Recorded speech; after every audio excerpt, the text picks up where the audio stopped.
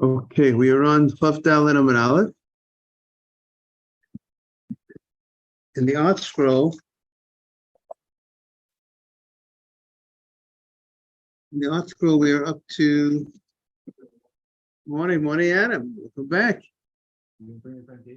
Yes. He brought himself. So really, in a certain sense, everybody brings himself in life. Every move you make, of course, you can have encouragement sometimes, but at the end of the day, you're making the move. 24A2. 24A2. On the bottom of the page in the English, it's on the bottom on the left side. The Hebrew, it's around the middle of the page.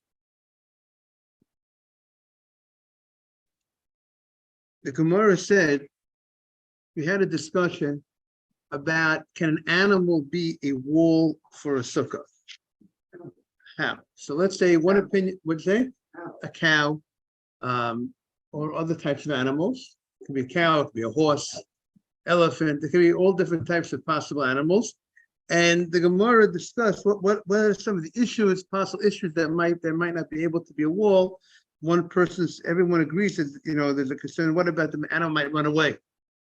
And the animal runs away, so then you would not have a proper sukkah. You will be missing one of your walls. And let's say it's Yom Tov, and the animal runs away. You can't build a wall on Yom Tov. Yes, you could technically build a new sukkah Chol Moed. Yes. We had that. I think we had that in the hurricane in the 70s. There was a hurricane knocked down. Many sukkahs were knocked down. People build new sukkahs.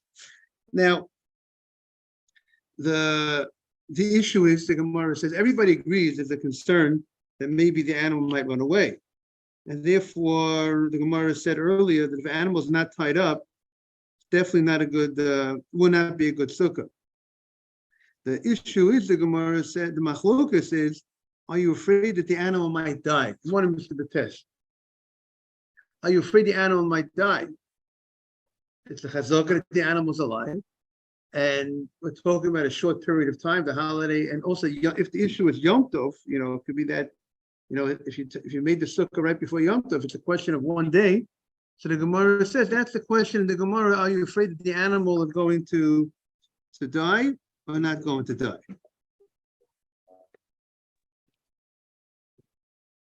Morning, Morning, Jaime. Morning, Rabbi. So to see you, we are on 24A2. Yes.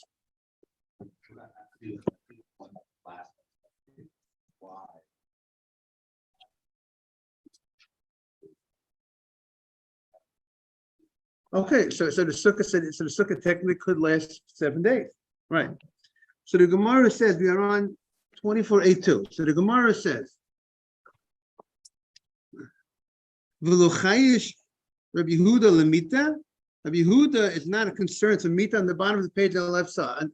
B'teshra on 24A2 on the bottom column. Rabbi Yehuda was of the opinion that he's not afraid that the animal is going to die. If you're going to go ahead and make the animal as a wall of your sukkah, you tied the animal up, he's not afraid the animal is going to die. And again, what's the issue if the animal dies? The animal dies, it loses its height. And if it loses its height, and if, let's say, the sukkah was made in a way that is exactly the height of the animal is exactly the height of a sukkah, and now the animal dies, no longer do you have the proper height of the sukkah. So the Gemara said, Rabbi Yehuda is very appropriate. This coming Gemara that we're about to learn, coming off of Yom Kippur. Rabbi Yehuda is not concerned for mitah, and therefore he says if the animal is tied, you're fine. We have a Mishnah. Rabbi Yehuda omer af isha acheret maskinin lo shema tomot ishto. The Kohen Gadol, the Torah says, we read yesterday, but chiper bado bad beito. The Kohen Gadol needed to bring a korban, his offering, and his offering served as an atonement for him and his members of his house. Who is the beito? Beito is ishto. Who's the house of who is the house of the man? The house is the wife. The wife is referred to as the house. The Torah gives prominence. She runs the house. She takes care of the house. She has to be married. the Kohen Gadol has to be married. He has to have a wife. And what happens if on Yom Kippur, if Chas v'Shalom, his wife dies, and he has no wife? Then it's going to be, they're not going to be able to have a kapara. What?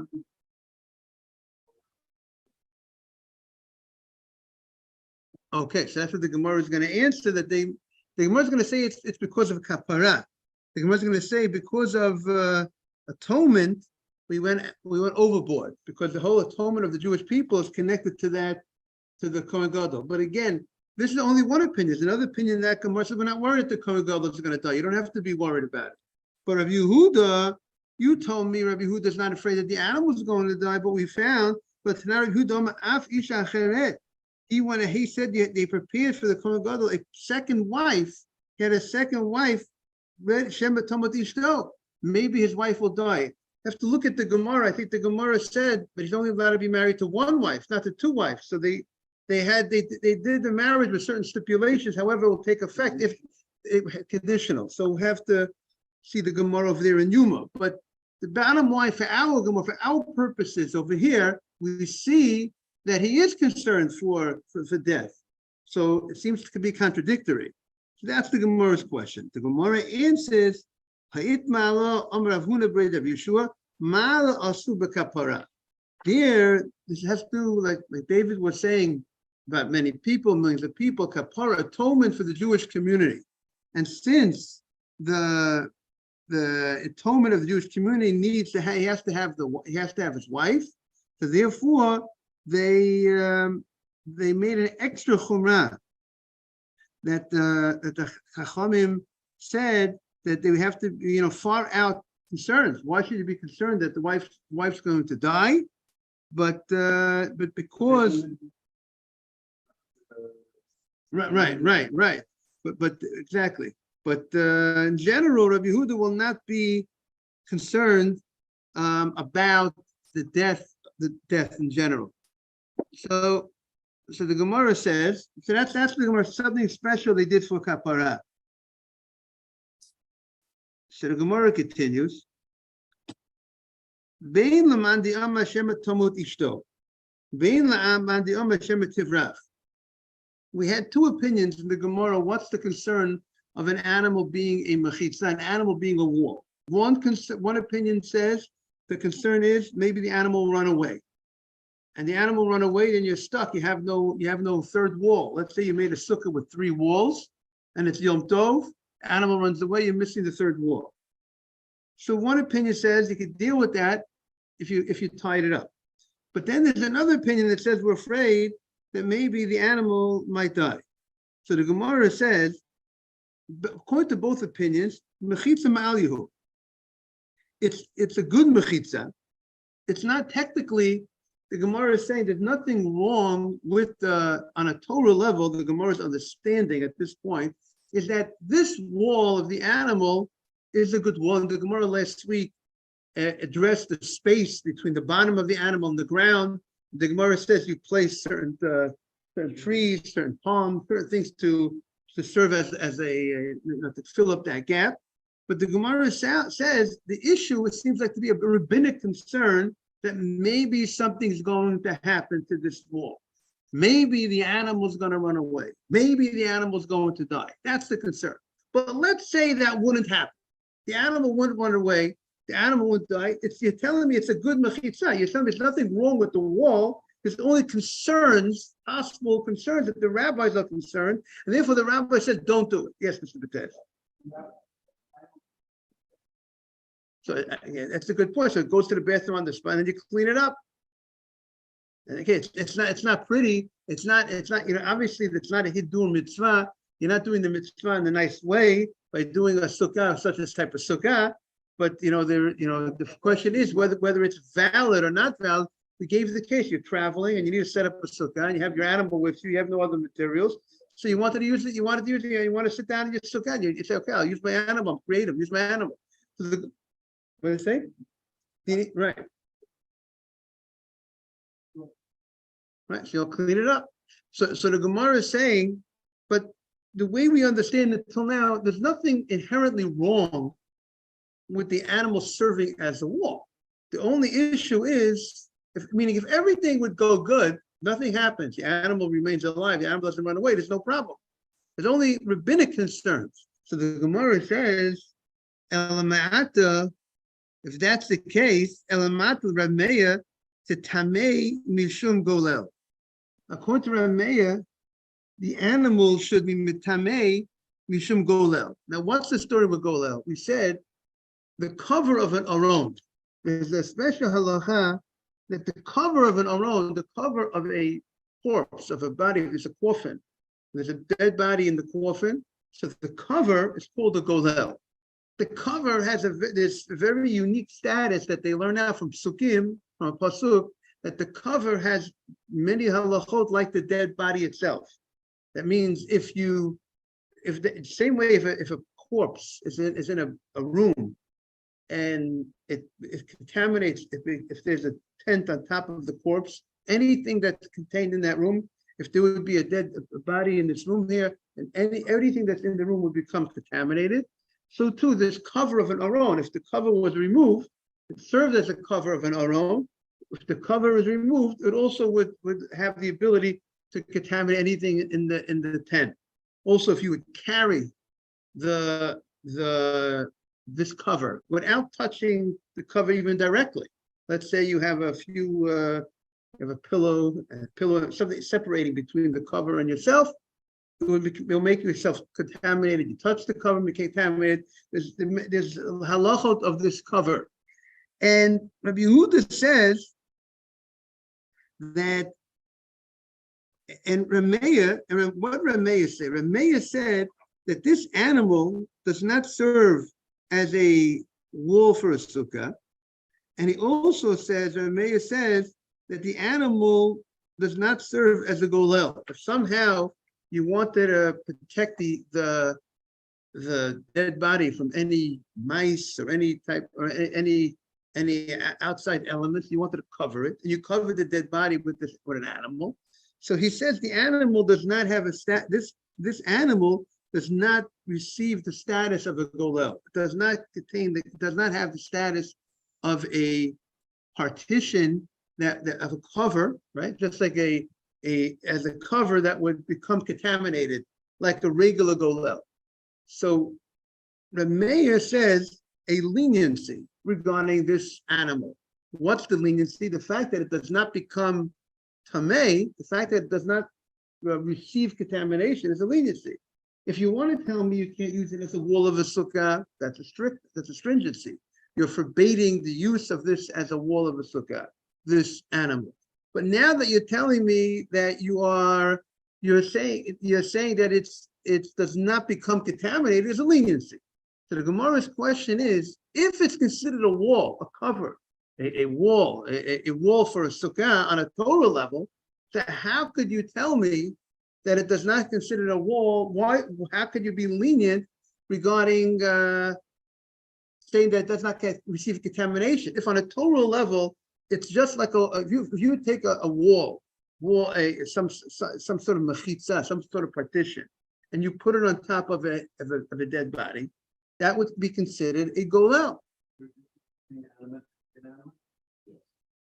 So that we're going to see at this point, the Gemara at this point is, but you're making a distinction within the animal family. You're saying in the animal family, you're telling me that it is considered a partition for a sukkah on a Torah level. So how could you tell me that it's not considered a golel? It's not considered a cover on a Torah level. But if the same animal, to say that we don't, unless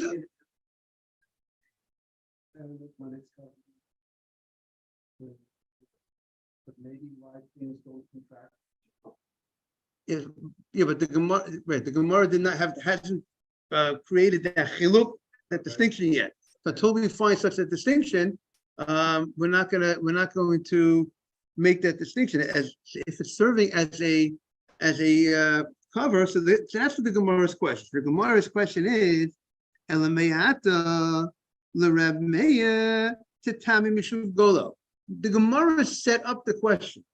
The setup of the question was that the animal serves as a wall on a Torah level for the sukkah, but on a rabbinic level it doesn't. So that's the Gemara's question. If that's the case, Elameata, according to that, Elameata, see the language inside, the Rameya Titma Misham Migolel, it should become contaminated. The animal should have the status of the cover of a corpse. Alam Tanan, why do we learn in the Mishnah in Eruvin?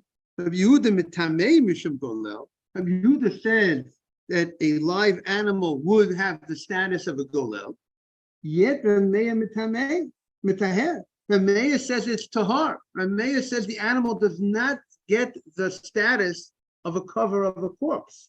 If it's considered a proper wall for a sukkah, it should be considered on a Torah. It should be considered a cover for a dead body. So that's the Gemara. That's the Gemara's question. So the Gemara says you have to say a different understanding in Rameya. That the reason why the animal serving as a wall wouldn't work is because of some other reason, and it has to be a biblical chasaron. There's something wrong in the wall on a Torah level. Not just like we said until now, the way the rabbis had understood it. Abaye and Reb Zera had explained Reb Meir's reason, because Reb Meir is afraid of the animal running away, Reb Meir is afraid of the animal dying. No, that's now we have a new pshat in the Gemara. You know what the concern is? It's not going to be a sukkah on a Torah level if the wall is made from an animal. Why not? If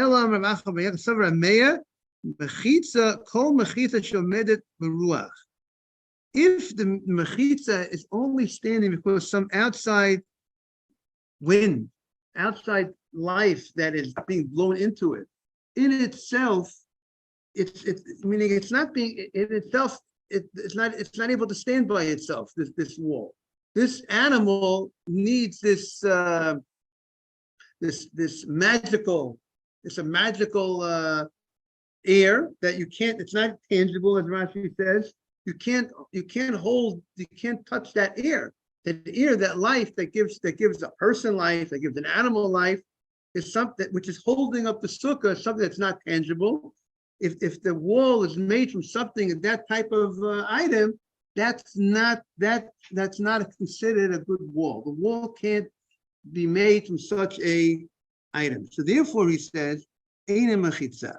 That's not a mechitza. Therefore, be that that's the case. Good morning. So therefore, he says the same thing is regarding the golel. If it's not a mechitza, it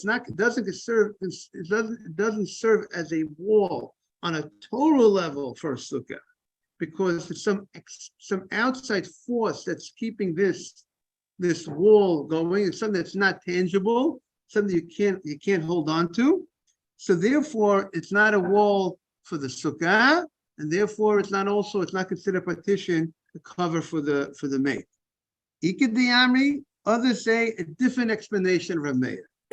Tava Rameya holds mechitza.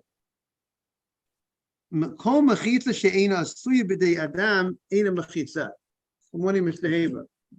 Any mechitza that's not made by b'dei adam, that's not made by a person, is not a mechitza.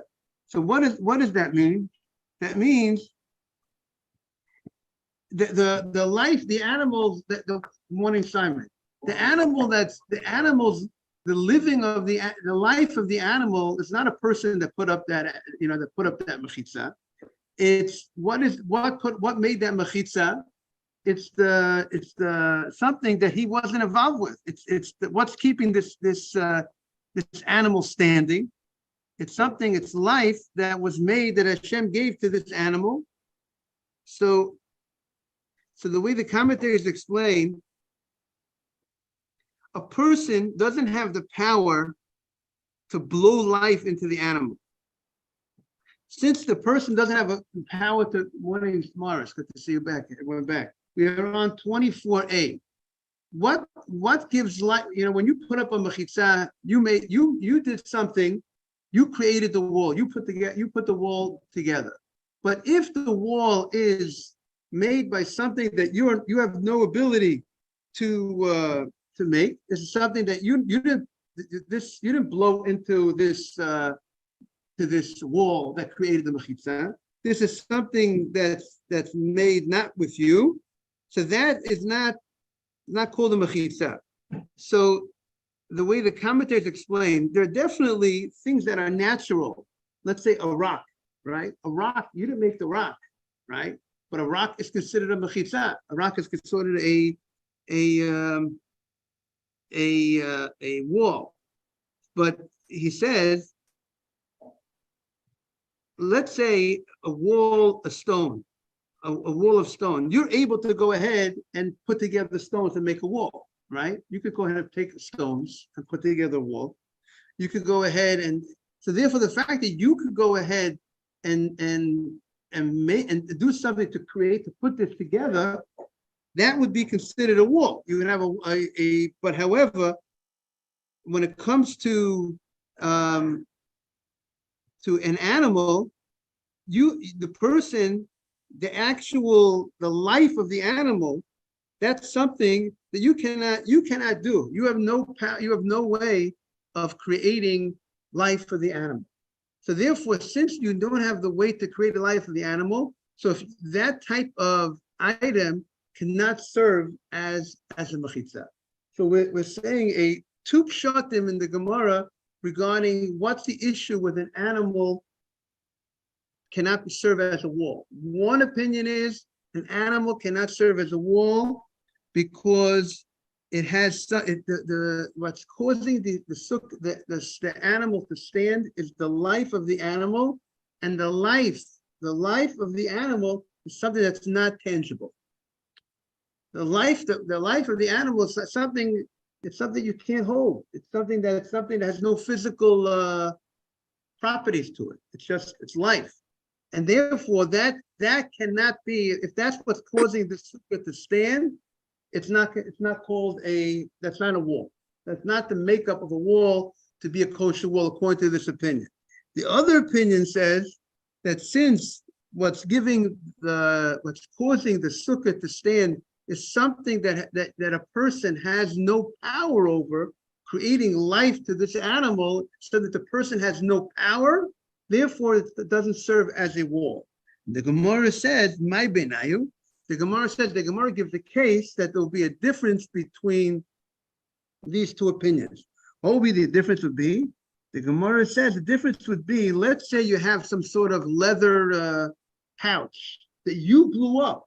But you blew it up, and as a result of that, it was made by and then you put the wall on top of that, and the wall is supported by something which was made by a person. You did blow it up, but it's not tangible. The item that's holding the wall is this air, which is not tangible. So that would be the difference, the Gemara says. So one opinion would say, since you made it, it's a kosher sukkah. It's a kosher wall. The other opinion would say, no, it's not considered a wall that has this invisible, this air that's holding up the wall. That's not considered a kosher wall. So that's what the Gemara says will be the difference. My benayu, the Gemara says, what will be the difference? Ika benayu, ukma benotafuach. That you supported the sukkah and with something which was blown up. You blew up, like in the same way you blow up a balloon. You blew up this inflated leather pouch, and that would be the difference would be between the two opinions. So the Gemara says, the opinion that says that a wall, a partition that's held up with a ruach, with a wind, which is something not tangible, that's what's keeping the thing standing, is not a mechitza. Sahari omedes beruach. So it is standing with a ruach. This same thing that you blew up, it's only wind that's holding this. It's not tangible, and therefore it's not considered a good wall. But the opinion that says the concern is it has to be something that a person could be able to make. So now we're turning the page. This one was made. This wind that you blew into this pouch that now is supporting the wall was made by a person. Since it was made by a person, so that's something that would be considered a good wall. Okay. So now we're going, the Gemara goes to we spoke about an animal. You can't use an animal for a wall of a sukkah, according to one opinion. The other opinion says it's fine, as long as you tie it up, you could use the animal. We also said that opinion said you can't write a get on the animal. You can't write a get on the animal. The Torah says, a person wants to divorce his wife, and people have to think a lot before they divorce their wife. But a person wants to divorce his wife, the Torah says there's a way. They write a chasuv a sefer. They write on a sefer, and they write and he gives it to her. So we'll have to identify what does the word sefer mean. Simple understanding of the pasuk would mean they write it on a parchment. With exactly what they do, they write it on a piece of parchment, and it says in the parchment that you are, it says the name of the person, the woman, the man, the woman, and it says that that she's going to be permitted to marry, the world after this, through this giving of this this document. So could you write it on an animal? Let's say you want to write on an animal. You have a nice, a sheep, and the white. So you're gonna write a get on the animal. Sounds like not a strange case, but you're gonna want to write something that's alive. You can't write a bill of divorce and give it to the woman on something that that's alive. So any part of the animal's body, if the animal's alive, the horns, whatever, let's say the horns, let's say you want to straight, you'll write it in very well, you scratch it in, or you write it, you put some good ink, in the morning, put some good ink, and it's also a get, I think has 12 lines. The word get, gimel tes is 12. Gimel is 3, tet is 9. 12 lines. The get has 12 lines. The whole thing is 12 lines. It's not a major document that's being written here between the man and the woman, between that the man is writing and giving to the woman. So we're talking about a 12-line document. So now the person wants to write a 12-line document on the animal and give it to the woman.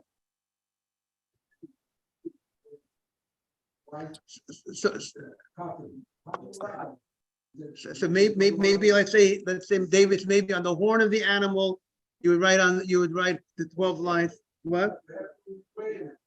Maybe. So, but however, it's a good. So, however, they would write this get on anything that's alive. Maybe you'll after the class you'll Google writings on an animal, and then you'll see what comes up on writings on top of an animal, and you'll see what. Right, the cattle they put markings on the cattle. They brand the animal. So you go ahead and you write it in a certain fashion. So that's the question. And he says you can't go ahead and give this to the woman. So Amamar. So now we are on 24b1. Amamar Mishum Rav Yosef Glili Omru Af in Kosan of Gita Noshim. You cannot write a get for a woman on this on the animal. So my time with Rav Yosef Glili. What's the reason? I mean, we see people tattoo everything on people's bodies, right? People write on human bodies. Okay. Okay, but maybe certain animals are smoother than yeah, they'll shave it and they'll write it. Let's say they'll shave the animal, they'll write onto it. The ain't cost my time Rav Yosef Glili. What's the reason of Yosef Glili that you can't write it? We welcome Mr. Vitesh. Why can't you write on the animal and give it as the get? The Tanya. We learned in a Breita. Here's the Breita. The pasuk says sefer. The pasuk says you write a sefer trisut, a book of separation of divorce, of cutting between the separation between the husband and the wife. Ainli ela sefer. It only implies a sefer. You could have to go. You're only allowed to write on a sefer, an actual parchment, like a book, like a sefer Torah is a sefer. How do you know? Minayin la rabot kol davar. What about if you want to take a wooden a board, a wooden board, and you have a wooden board, and you want to write on the wooden board and give it to the woman as a that's more sensible than a sheep. A wooden board, and you wrote the 12 lines on the wooden board, and you gave it to the wife. How do we know that that's valid? Because again, the Torah, the Torah says that sefer. If it's a sefer doesn't sound. A sefer is something that's more of a book, something that you write a book. A wooden board is not usually referred, would not be a sefer. So the Gemara says, how do you know other items? Like Rashi says, a luach eitz. Rashi gives two interesting examples. Rashi gives an example of a wooden board. And how do you know a leaf, an olive leaf? If you want to write on an olive leaf, it's not alive. The olive leaf is not alive. You want to write the get on the olive leaf. And not so much room on an olive leaf, maybe, but well, they're pretty big. Okay. How do you know? But it could be anyways. The fact that the custom is 12 lines doesn't mean that that's not an integral part of the get. I would speculate to say that it's not ma'akev. If a guy writes a get not with 12 lines, there's a couple of lines, should also be valid. It's the custom that we do with 12 lines. How do we know to include other items that other materials besides a parchment that a get could be written on a board, a wooden board, or those other things like that? Talmud Loma v'kasav lo. The pasuk says, it says v'kasav lo, and the pasuk could have been written in a shorter fashion. It could have just said, you give to her a sefer krisut. If you give to her a book of separation, a book of divorce, that would automatically tell us that you're writing to her. Because if you're writing a sefer, how do you have a sefer? A sefer has to be written. So the Gemara is saying the extra word, two extra words, v'kasav lo, there's no extra letter in the Torah. So the extra two words that you write to her is adding other items, not just a sefer. It's even one Aaron, even non-parchment. It could be written on non-parchment. From where do we know that? The Torah saying the word v'katav lo, extra. It's not extra. It's not needed. The answer is everything is needed. Everything the Torah writes is needed. Right. So maybe Lishma, maybe the extra, the word la is teaching of Lishma. V'kasav is extra. So we have the extra, the word v'katav is extra, and therefore the Gemara says, like we said, nothing's extra in the Torah. There's nothing extra in the Torah, therefore everything is coming in the Torah to teach us something. And the Gemara says, so what is it coming to teach us? It's coming to teach us that there's other form that he could write it on, is even on a board or some other thing. Mikomoko. Now, Imkain, if that's the case, so Matam Eloma Sefer. If we're saying that there's other means to use independent of a parchment, you could go ahead and write it on a board. You could write it on an olive leaf. So why does the Torah write the word sefer? Why does the Torah write the word sefer when it's not specific to a parchment? The Torah could have just said, the katav la krisut. He writes for her a cutting between the husband and the wife, which would mean a get. Right? The Torah does not use the word get in the Torah. There's no word in the Torah get. The word Torah is, there's a automobile, when a car service called get, right? The Torah uses the word sefer krisut, a document that's separating between the husband and the wife. So the Gemara is saying, why use the word sefer at all? If you're telling me that you can write on pretty much anything, right? We didn't exclude any type of writings because you added other writings independent of parchment. So let the Torah just say v'katav la krisut. He writes for her a separation between him and her. Why does the Torah write the word sefer? If the pshat is that it's specific to a document, to parchment, then I understand. If you're very specific, you talk specific, but you mean specific. Why are you being so specific and saying a parchment? Because you mean parchment. But now you told me you don't mean parchment. You told me it's lav dafka sefer. It could be parchment, it could be wood, it could be like a wooden board, it could be an olive leaf. So why does the Torah write sefer? What's the purpose of the Torah writing the word sefer? Now, and obviously, and the fact that the literal meaning of the pasuk takes you in a different direction. You might even think only parchment, and that's not true. So the Gemara says, "Lo malach ma sefer davar she'ein bo ruach hayim." Sefer is something that has no life. Parchment is not alive. It's not a live item.